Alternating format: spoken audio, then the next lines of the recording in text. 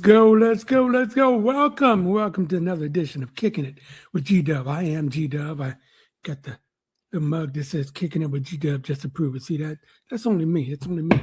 Hey, we do this show from time to time, introducing you to people who are doing big things in the community, doing for others, just doing positive, uplifting things. That's what I like to highlight on this show. Tonight, I got a great guest for you. This young man his name is John Green. He is in charge, the president of greenties.org. Green Ties teaches traditional values for modern times to young men and maybe even some women. We're going to find out in a minute when we bring to the stage Mr. John Green. What is up, my friend? Absolutely. First off, thank you. First and foremost, first word that comes to mind is gratitude. Thank you for having me.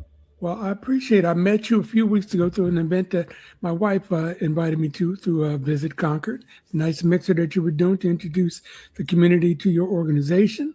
I really thought you were a good brother, man, and doing some good things. I won a couple of prizes. I'm sure it was just random, but I appreciate that. I said, no, I got to have this guy on my show. He's doing good things. And the greentie.org got me wearing a green tie tonight, too. So I don't know if y'all can see that or not. But No, absolutely. And very lucky, man, that evening. I'm glad you had a good time, and thank you for attending. I had a real good time. Okay, let's start out by telling us. Okay, now Green Ties is a playoff for your name. Your last name is Green, and you're trying to teach young men how to do things like tie a tie and all this kind of thing. So tell us about it. Give me the floor. No, absolutely. No, so Green Ties, we teach traditional values for modern times. We're just teaching our young men how amazing it is to be a man, but how better it is to be a gentleman. And the best flex I would have for you and your guests and your viewers today and everything is that it's actually going very well. So we are ecstatic over here at Green Ties. We're catching a lot of momentum. Our young men are showing up and taking accountability. I am a great guy, and I do a lot of great stuff in the community. Mm-hmm. I'm not a nice guy. And they have to earn these ties. And I'm just very, very proud to say that these our young men are showing up, taking accountability, and earning their ties. You know, it's interesting you said that because I always tell people that you met my wife, you've known her a little bit before me, obviously. My wife is nice. Yes. My brother is nice. Yes. I can be nice. That doesn't mean I'm mean, Yeah.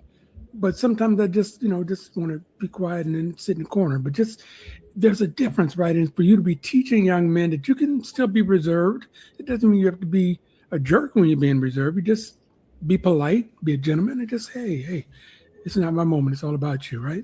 Yeah, no, and I think that kind of gets lost on something that we teach as far as man strength and what virtue really, really is. And, being nonviolent and being kind of like passive and everything is not virtuous per se. I think as far as what we teach in our class, I mean, a man, especially in this modern day society and everything, you should be completely capable of just ripping everybody's head off in the room and everything if you ever had to. But the virtue is not acting upon those things. It's having that ability to rise to the occasion and help other people in need, especially in a crisis, but choosing not to, and actually falling back on your values, falling back on just complete manners and respect for yourself. Yes. And so you can able to have respect for other people. Yes. Now, how did you learn this, and when did you learn this in your life? Oh man, I had unfortunately had to learn the hard way. Okay. Very much, very similar to the kids that we're trying to save. I come from a single parent home myself, welfare, Section 8, all that kind of cool stuff. I grew up in a fatherless home. So growing up, I was very hyper masculine, very just wanting to fight, feeling that, power was in my hands and in violence, and not knowing that the ultimate power you can ever have to somebody is to say, I apologize if I offended you, sir. Is there anything I can do to make it up to you? And if not, I apologize once again, and I'd like to excuse myself if that's okay. Mm-hmm. Now, who was your role model throughout this? If you were fatherless, tough neighborhood, all the things you described, who was the person that turned you around? Or was there one person, or what happened? It was really a cultivation of a bunch of people that I was very blessed to have into my life, because it was more like, little attributes over here that I really enjoyed and a lot of attributes over there. But as far as a child, I really relied on movies. I was always a fan of James Bond, of all people, and just being just so debonair. And if you really think about it, as far as some of his key attributes was, he didn't yell, he didn't scream, But Right. we all know he was very much about that action, being very calculated in that sense. Now, I don't try to raise our boys to be assassinating people or anything like that, but to have that type of conviction and have that type of control, that you don't need to be loud. And we Right. all know as we get older, the loudest person in the room is the weakest person. Oftentimes it is. I've never had a fight in my life, John. Never had a fight in my life, and I'm not going to start now. But I Oh, ain't scared of nobody, oh, So my father used to always tell me that you can be loud as you want to and still get your butt whooped. It's some quiet guys that they don't know about. So what? Why isn't he scared? Why isn't he running from me? Why isn't he yelling like the other guys generally do? I'm just like,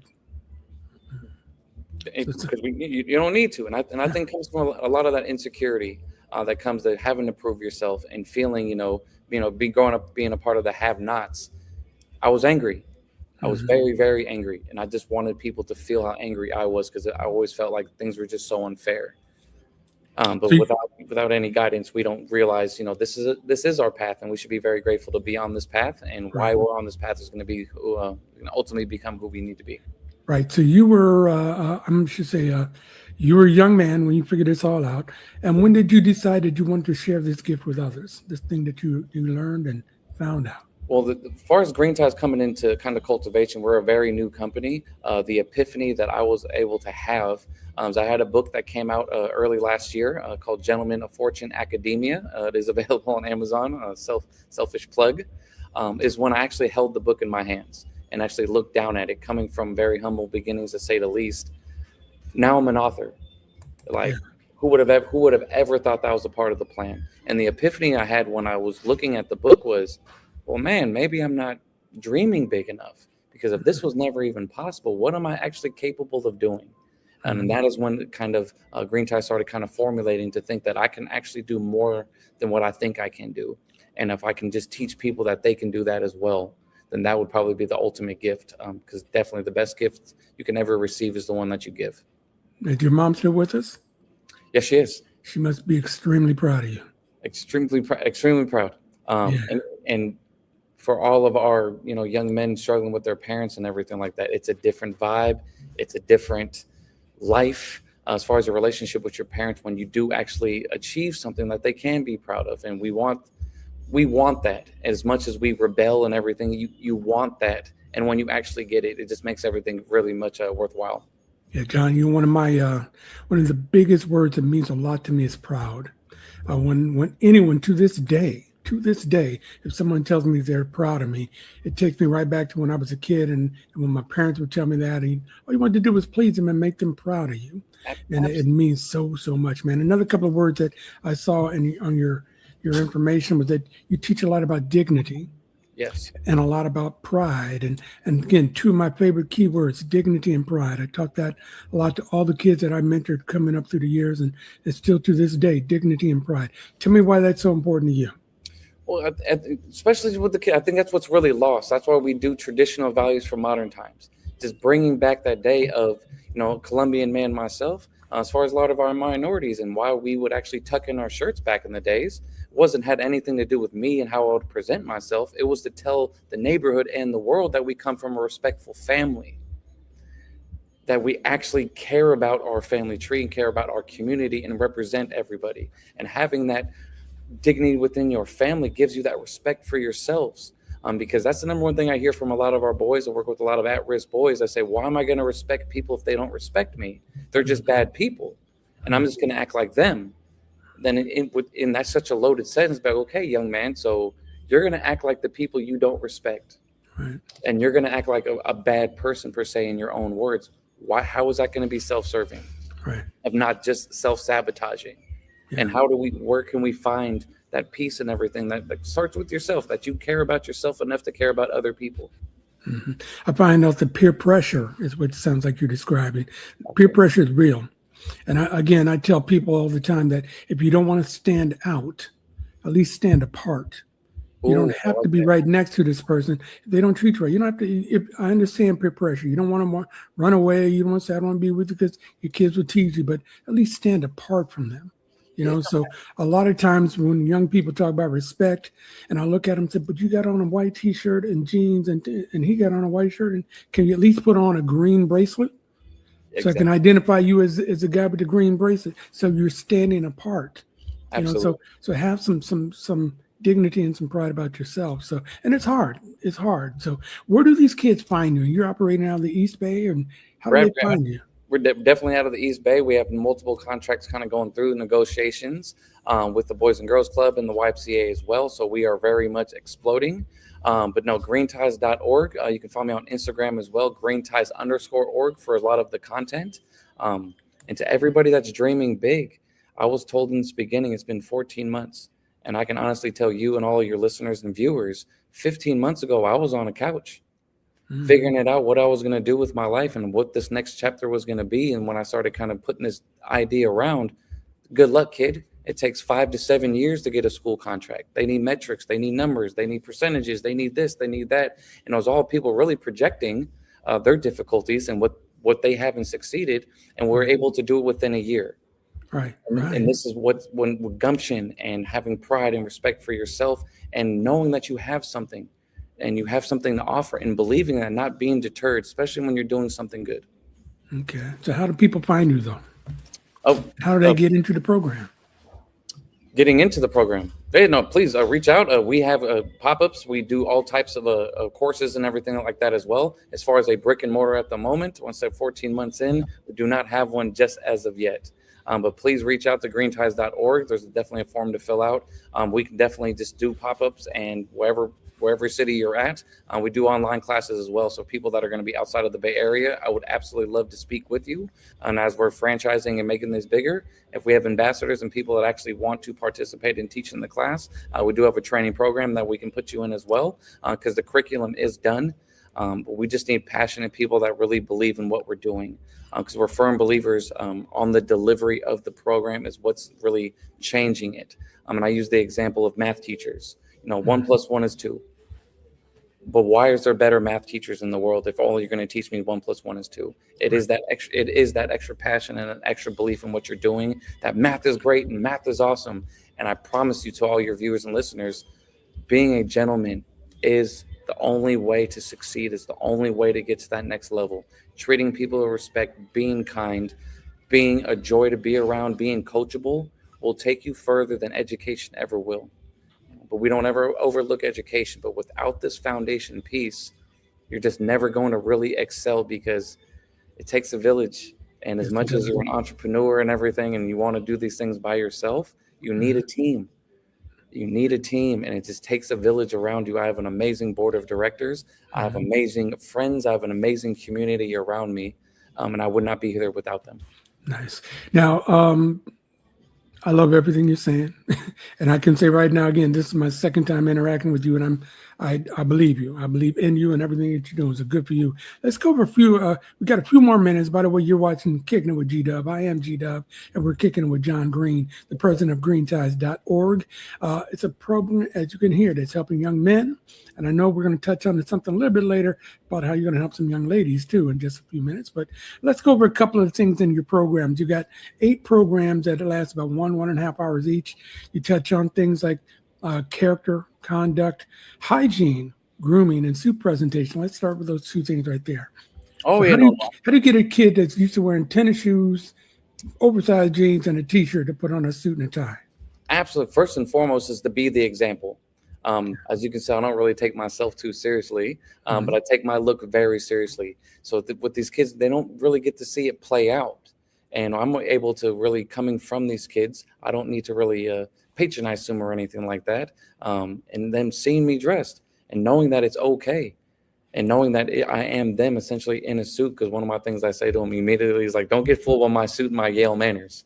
It took me a long time to get here. Knowing that it's completely okay to cut your nails. It's okay to have a haircut. It's okay to groom yourself as a gentleman. Because I think, this day and age, it's just femininity kind of overblocks a young man, having his nails cut, not having dirt under his nails or anything like that. And how you present yourself is really get over it. Well, I don't want to be judged. Get over it. It's a cold world out here. We don't got time. You're going to be judged. If I was on your show right now and I was all looking all sloppy, everybody be looking at me like, what do you mean you're teaching these kids how to dress? And we probably wouldn't be doing the show, John. I said, John, you want to hit me back later? Can we do this tomorrow or something? What's going on, man? Exactly. You got stain on your shirt and everything.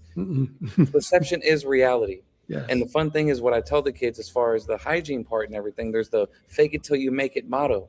And what I push back on is if you're wanting to be a millionaire, now you're going to start reading the books. You're going to start getting the attributes. You're going to start dressing like a millionaire. You're going to start acting like a millionaire. You're going to start walking around and treating people like you're a millionaire.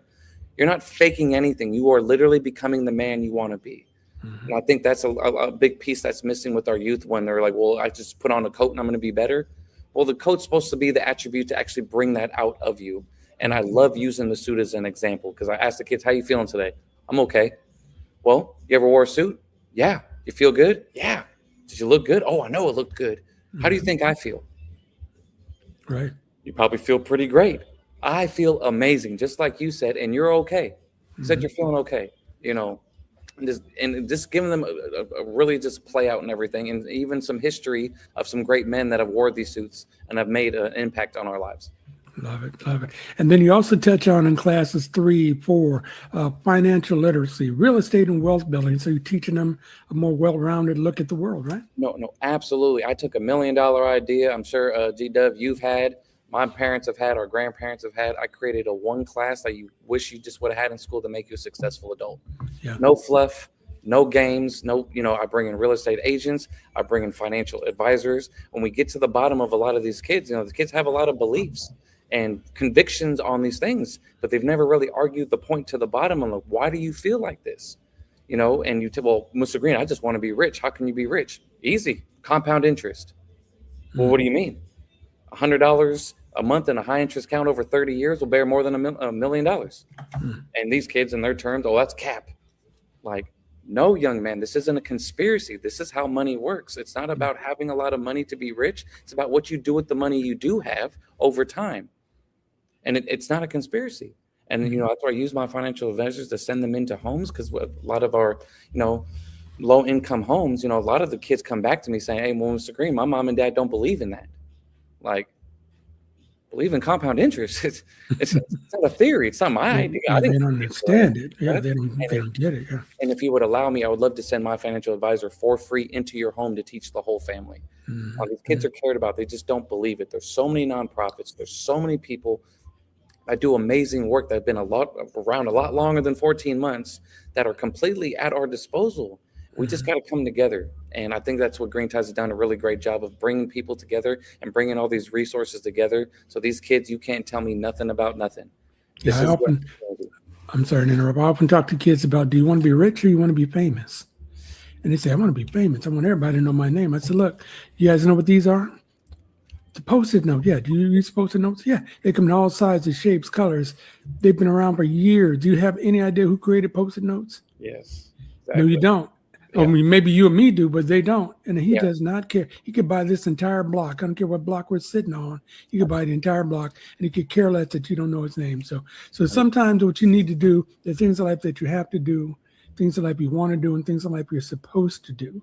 Find out what you're supposed to do, and that'll help you get to where you want to be, along with everything that you're teaching them as well. So just a couple of more minutes with John Green from the president. He's the president of greenties.org.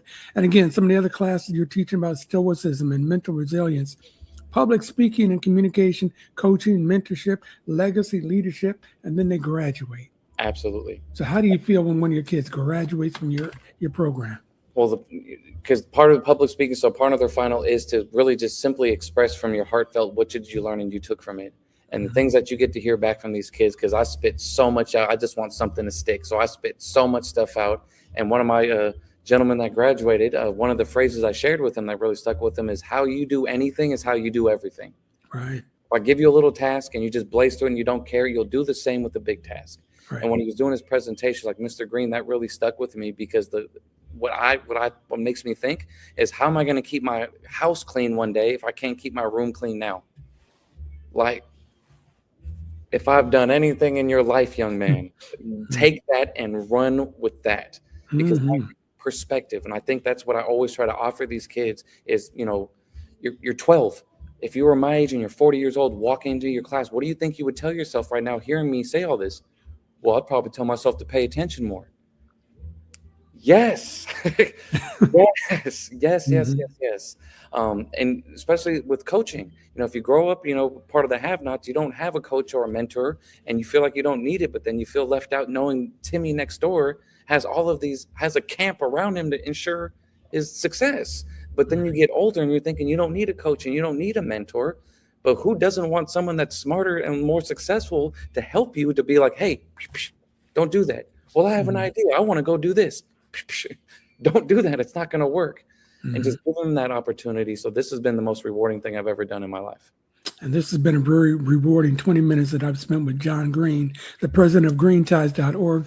John, thank you so much. Again, if you want more information, go to greenties.org. Green, because that's his last name, ties.org, and find out more about this young man and what he's doing to help the younger men of our society and to make this world a better place. I got nothing but love and respect for what you're doing, brother. Absolutely. No, God bless. Thank you very much for your time today. All right. And if you want to catch another episode of Kicking It with GDOVE, make sure you keep an eye out on the social media channel that I have. And you know all about it because you're watching me now. This show is going to be on YouTube, and you'll be able to see it for the rest of your life and show it to your kids, your nieces, your nephews. Oh, one last quick thing. The ladies of Green Tie. Launching in August. We are forming Lady Green Ties. We've had a crazy report back for it. Lady Green Ties. The women need us just as well. Nothing much different as far as what the women need, as far as the curriculum itself, but just respect and loving yourself so we can respect and love other people. Sounds like you and me will be talking again in August, September, somewhere in there. Oh, I look forward to it. All right. Okay. So everybody have a great night. Take care of yourselves and each other, and peace. Yeah.